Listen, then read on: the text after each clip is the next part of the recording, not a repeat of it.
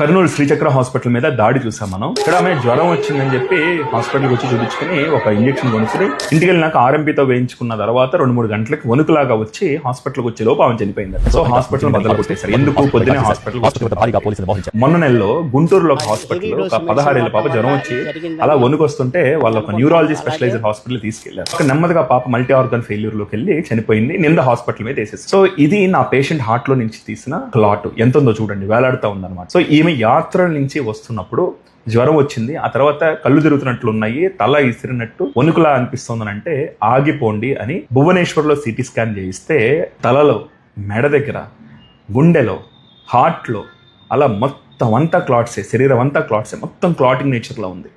ఆవిడ నేను ఏది చెప్తే అది వేదంలాగా తినొద్దు, ఇక్కడ లంకనం ఉండాలి అని అంటే తింట మానేశారు.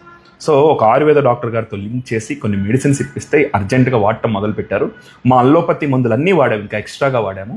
అలా ఆవిడ విజయవాడ రప్పించి కొన్ని హాస్పిటల్స్ అడ్మిట్ చేసుకోనంటే ఒక యంగ్ కార్డియాలజిస్ట్, ఒక యంగ్ సిటీ సర్జన్ ఒప్పించి ఆ హార్ట్ లో క్లాట్ తీపించడం జరిగింది. ఆయన ఒక ప్రెస్ మీట్ పెట్టడానికి కూడా కొద్దిగా ఆలోచించారు. ఇన్ని క్లాట్లు ఉన్నాయి కదండి, ఏదైనా జరగవచ్చు అని. కానీ లక్కీగా ఆవిడ అలా మార్డ్స్ మల్టీ ఆర్గన్ ఫెయిల్యూర్ లోకి వెళ్తే రికవర్ అయ్యారు. సో మామూలుగా అయితే ఇలాంటి కేసెస్ మనం అవుట్ ఆఫ్ ద బాక్స్ మనం ఆలోచించి చేయకపోతే కనుక, పేషెంట్ కూడా మన గుడ్డిగా నమ్మకపోతే కనుక, ఈ కేసులో ఈ పేషెంట్ వాళ్ళ హస్బెండ్ నా దగ్గర ఫస్ట్ కోవిడ్ లో చనిపోయారు. నేను ఈ మొత్తం ఈ కోఆర్డినేషన్ లో ₹1 నేను ఆశించకుండా చేశాను. ఎందుకనంటే నమ్మి నా దగ్గరకు వచ్చారు. మళ్ళా వాళ్ళ హస్బెండ్ నా దగ్గర చనిపోయినా కూడా బిడ్డలకు అమ్మ ఉండాలని దండం పెట్టుకుని చేశాం. లక్కీగా బ్రతికారు. కానీ బ్రతకకపోతే నింద హాస్పిటల్ మీద పడుతుంది. సమాజంలో అలా టక్కుని పడిపోయి చనిపోతున్నారు. అప్పుడు ఏదో అంటారు, రకరకాల కారణాలు చెప్తారు. హాస్పిటల్ వరకు వస్తే హాస్పిటల్ కారణం. ఈ కారణాలు ఏంటి అనేది పెద్ద కష్టం కాదు. మనం ప్రజలందరికీ చెప్పాల్సిన సమయం ఆసన్నమైంది.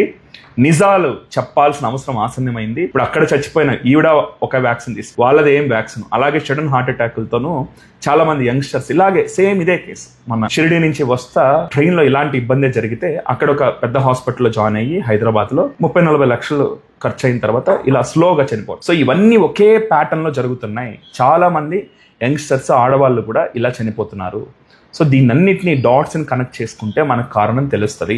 సొల్యూషన్ సమాజానికి ఇవ్వచ్చు.